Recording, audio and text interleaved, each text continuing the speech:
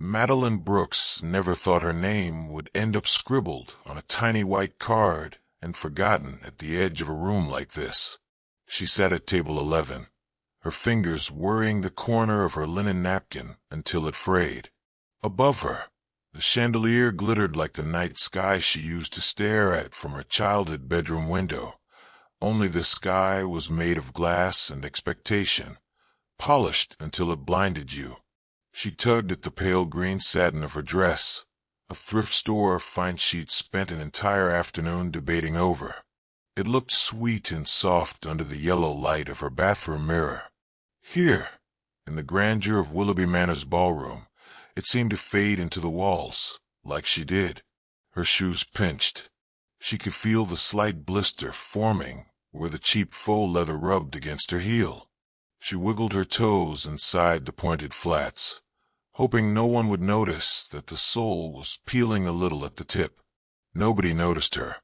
That was the point. Around her, the wedding moved like a perfect machine, laughter rising and falling like music, champagne flutes clinking, waiters gliding across the floor like shadows with plates balanced high. At the head table, the bride, Elise's sister, radiant in white tulle and nervous laughter, whispered something to her new husband. He grinned wide, eyes shining. It was a good match, Madeline thought. Genuine. They'd grown up in the same sleepy neighborhood as her, but somewhere along the way, they'd found wings. And Madeline, she'd found roots instead, ones that kept her in place, that whispered stay small, stay safe. A sharp burst of laughter erupted from the main table closest to the dance floor. A man in a crisp tuxedo slapped another on the back, nearly spilling his wine. Madeline watched the dark stain bloom across the white tablecloth and wondered if anyone would remember tomorrow. She turned her gaze back to her untouched salad, the pale lettuce glistening with too much dressing. She didn't mind the taste. She just hated the way it reminded her she was here alone. To her left, a college kid in a wrinkled dress shirt was too busy texting to notice she existed. To her right, an older woman with perfectly set silver curls sat so still Madeline worried she might be asleep. She adjusted the pearl clip in her hair for the third time, the metal prongs digging into her scalp. She liked how the clip made her hair look softer, more romantic, like someone from an old film, but it didn't make her feel any less invisible. A flash of lavender caught her eye. Elise, her best friend since third grade, the girl who once shared half her peanut butter sandwich every day for a month when Madeline's mom forgot to pack her lunch. Elise was the reason she was here at all. "I'll be so alone if you don't come, Mads," Elise had begged on the phone, voice tight with wedding stress and family politics. "Please, just come sit with me when I look like I'm about to burst into tears, okay?" Madeline had said yes, because she always did, because saying no was never in her nature, even when she wanted to. But now, Elise was on the dance floor, twirling under the glow of fairy lights strung like stars above the parquet floor. She looked happy. Madeline told herself that should be enough. She pressed the tip of her finger into the condensation on her water glass, tracing little patterns, loops and swirls she'd wash away before anyone could see. She pretended not to hear the whispers from the next table over. A pair of women with sleek updos and glittering earrings leaned in close, eyes flicking her way before darting off again. Madeline felt the old ache bloom in her chest, like she was 12 again, standing at the edge of the playground while the other girls picked teams for a game she'd never be invited to join. She forced her gaze to the floor, to the tiny pattern woven into the plush carpet. She counted the loops in the design. 1, 2, 3. Breathe in, breathe out. If she kept her head down, maybe the night would pass quicker. She could slip out before the dancing started, text Elise later that she'd gotten a headache, promised they'd do lunch soon. A voice cut through her thoughts, smooth, warm, the kind of voice that settled into your bones before you realized it had made a home there. Excuse me, is this seat taken? Madeline's head snapped up so fast her hair clip nearly tumbled out. She blinked. Standing beside her was a man she had never seen in real life, but somehow felt like she'd known forever. He looked impossible. Tall, shoulders broad beneath the black fabric of a suit that didn't just fit. It belonged to him. His tie was loosened just enough to make him look slightly undone. The good kind of undone. His hair fell across his forehead like he'd run a hand through it on purpose, but not too much. And his eyes, they were the exact green of pine needles caught in early morning sun. Unmistakable.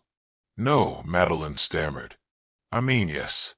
I mean no, it's not taken. Please. Brilliant. She felt the tips of her ears flush as he smiled, easy and slow, like he had all the time in the world to wait for her, to find her words.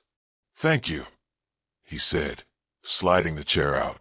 The legs gave a soft scrape against the marble floor, a sound she would remember far longer than she should. He sat, just like that. Table 11, the forgotten corner where the shadows gathered, now had its first guest, who wanted to be there. For a moment, the hum of the ballroom faded. The music, the clinking glasses, the swirl of silk and tulle, it all dropped into the background like someone had turned the volume down just for them.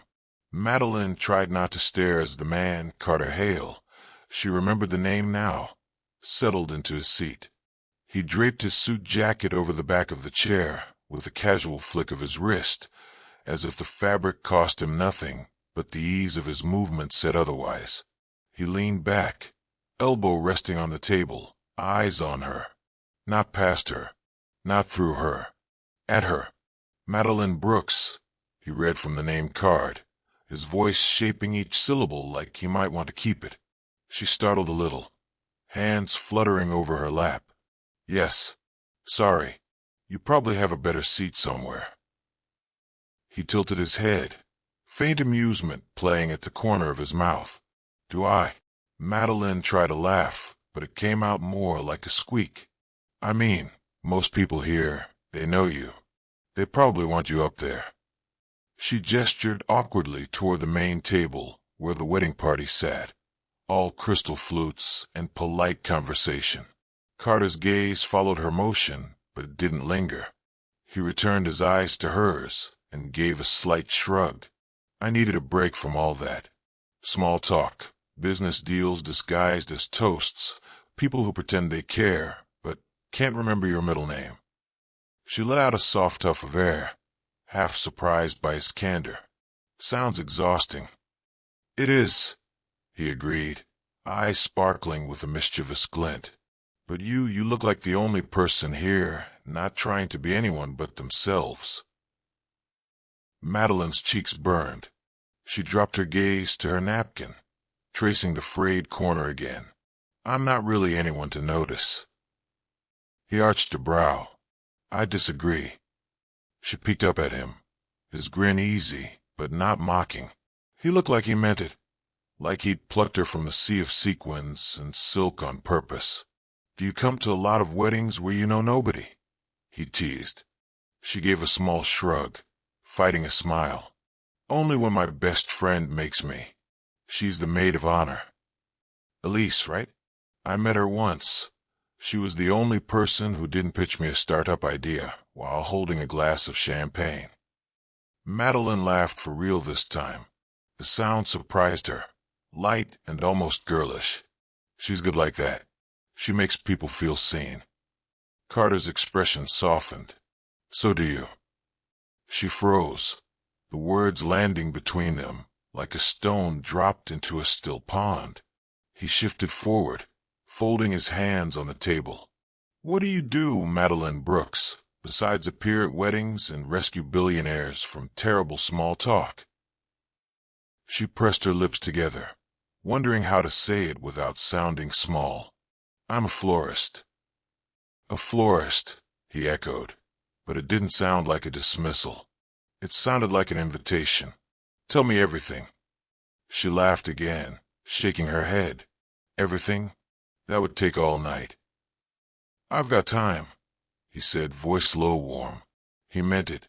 So she told him, softly at first, how she started with a corner shop that used to be a dry cleaner, how her mom taught her the names of flowers before she could spell her own, how sometimes, on really good days, she felt like she was part of people's happiest moments, birthdays, proposals, the last bouquet someone ever gives. Carter listened. He asked about peonies in winter, about whether tulips were really that stubborn, about which bloom she loved best. She found herself leaning in, forgetting that her shoes still pinched, that her dress wasn't designer, that her seat was supposed to be empty. His elbow brushed hers once, warmed through the thin fabric of her sleeve. She didn't move away. When the band shifted to something slower, violins sweeping through a classic waltz, Carter glanced over his shoulder at the dance floor, then back at her. Dance with me. Her breath caught in her throat. I don't really dance.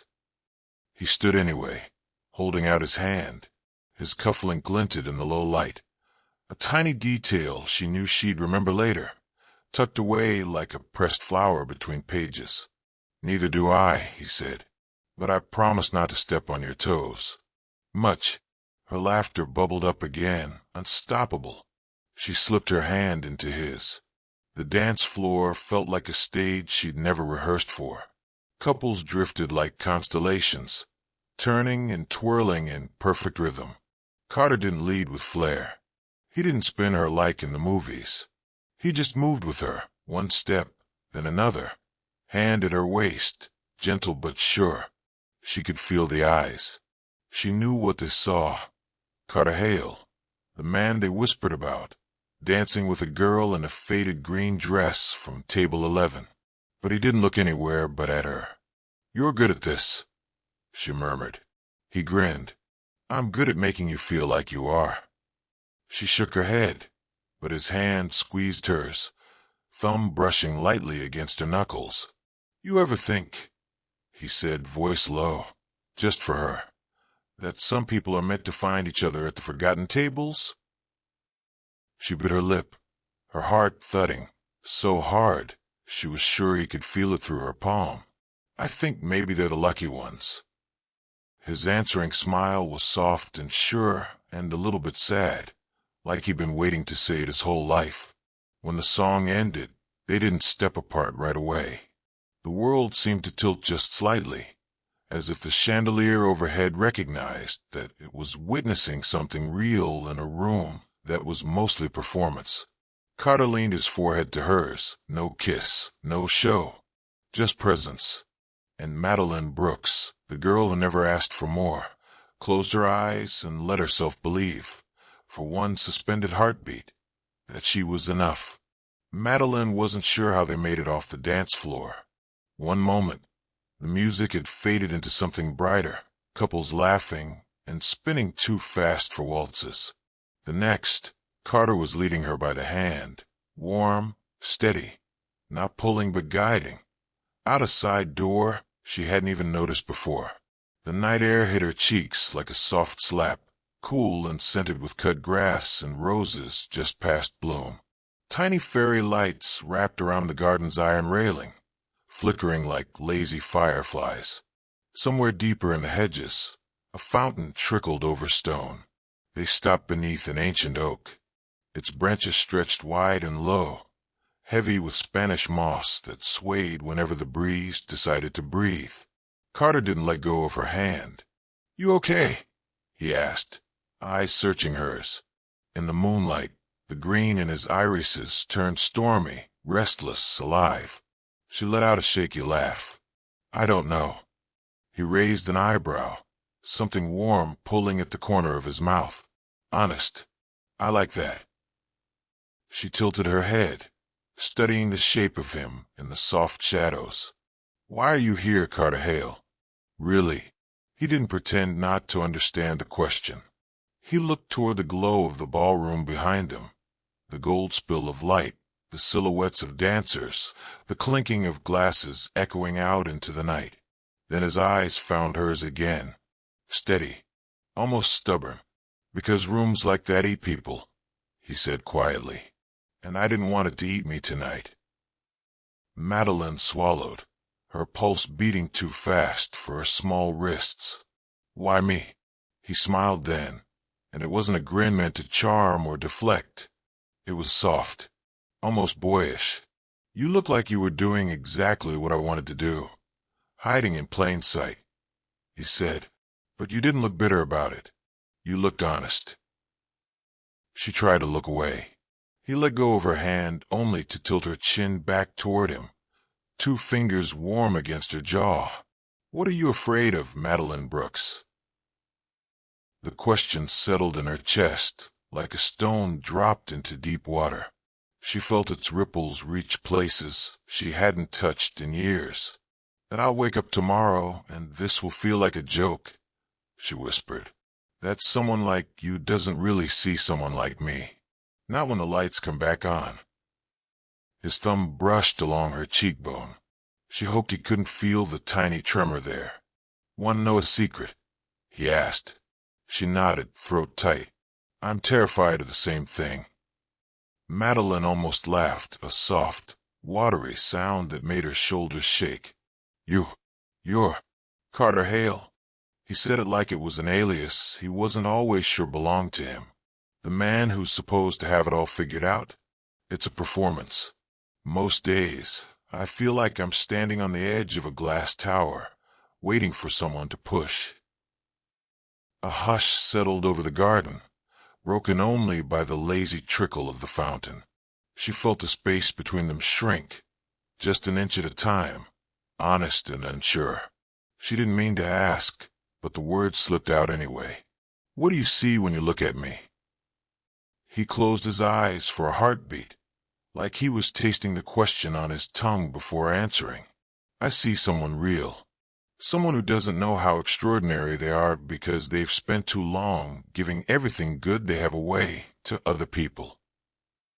The warmth of his breath ghosted her forehead as he leaned in, just enough for her to feel the unspoken promise in his nearness. You see me, he said, his voice almost reverent.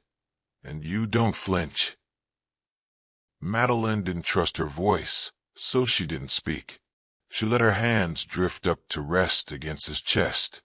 She could feel the thrum of his heartbeat, quick and steady, echoing the same rhythm pounding in her own. She wanted to ask if he'd do this tomorrow, if he'd sit beside her at dawn, when her hair was a mess and her thrift store dress was back on its hanger, not fooling anyone. She wanted to ask, but she didn't, because something deep down said, tonight is enough. Tonight is true. He pulled back, but only enough to look her in the eyes. One of his hands traced the curve of her shoulder, fingers skimming her collarbone, before settling over her heart. Do you feel that? He asked. She nodded. That's what real feels like, he murmured. Don't let the world tell you it's not. And then, so gently she almost didn't realize it was happening, he kissed her. Not a kiss to make anyone gasp or gossip about later. Just a quiet press of mouths, soft and steady, like they had all the time in the world to learn each other's shape.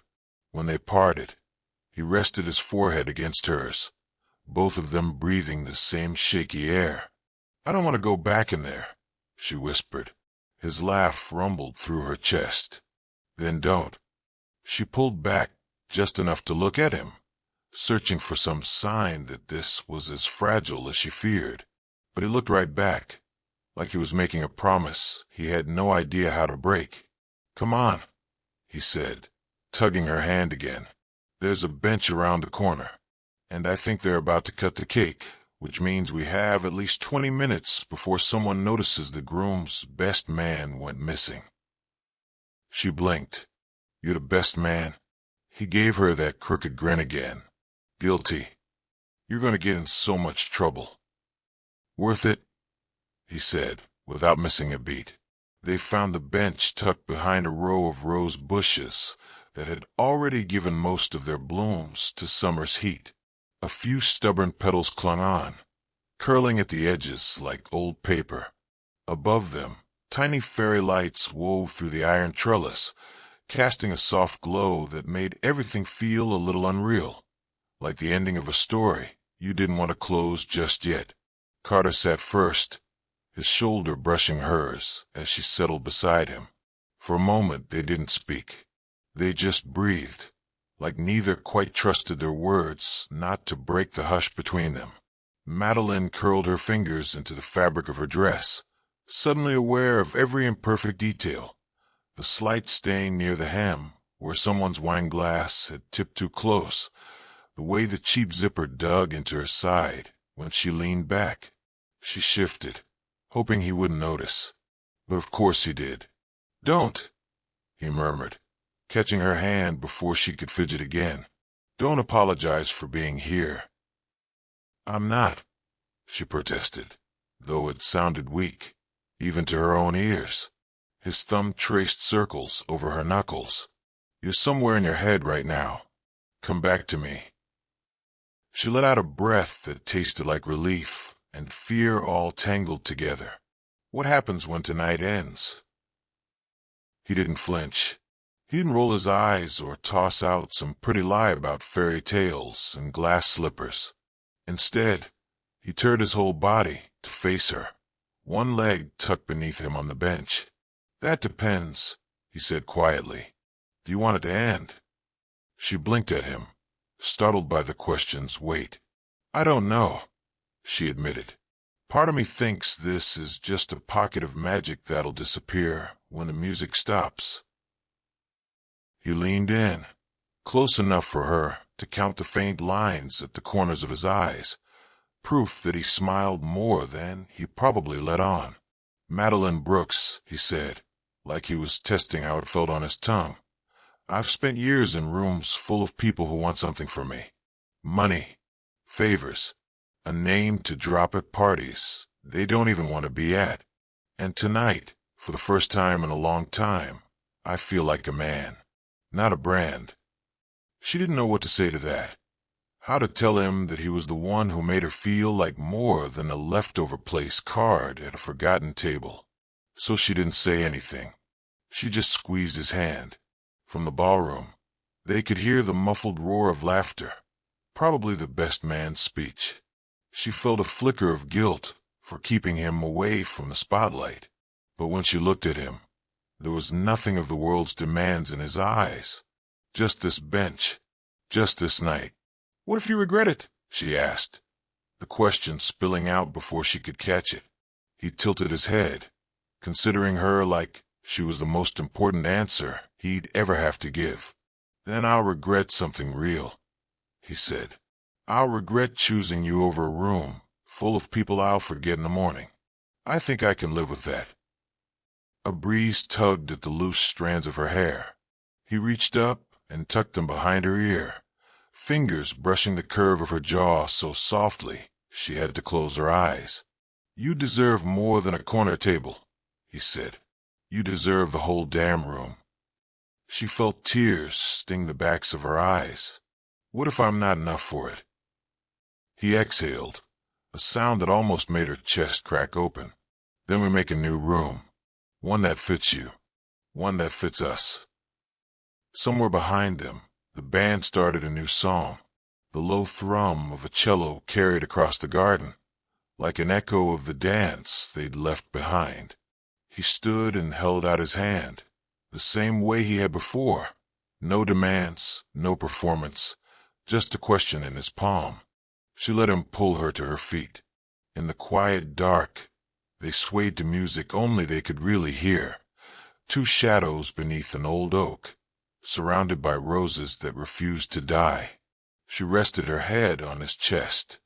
His heartbeat thrummed steady against her ear, grounding her to this moment, this place, this impossible choice she felt brave enough to make. "I don't want to be invisible anymore," she whispered. "You're not," he said into her hair. "Not tonight. Not ever again." When the song ended, they didn't rush to speak. They stood there, forehead to forehead, breathing like they'd spent lifetimes trying to find each other in a crowd that never made room for them. Eventually, The world crept back in. The faint call of someone's name from inside the ballroom. The echo of footsteps. Reality, tapping gently at the edges of their fairy tale. Carter pressed a kiss to her temple, slow, certain, like a promise she could tuck away for the nights she doubted. "Stay with me," he said. She pulled back, just enough to see his face. "Tonight." He shook his head, eyes bright under the fairy lights. "Beyond tonight."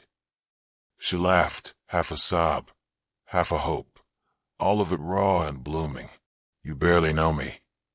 He smiled, the kind of smile that could ruin you in the best way. "Then let's fix that." Years later, when people asked Madeline about the moment her life changed, she never told them it was the chandelier, the silk dress, the roses. It was the seat at table 11, the forgotten place where no one was supposed to notice her. It was the man who saw her anyway. She still arranges flowers. She still runs her tiny shop on the corner that smells like jasmine and cut stems. But sometimes, when Carter steps through the door in his rumpled suit, hair a mess from running between boardrooms and back to her, she remembers. You don't have to change yourself to be seen. You don't have to sparkle to be chosen. Sometimes, you just have to stay in your seat long enough for someone brave enough to sit beside you. And if this story made you believe in your own corner table, in your own chance to be seen, leave a like, subscribe to the channel, and tell us where you're watching from, because maybe, just maybe, your seat is waiting too.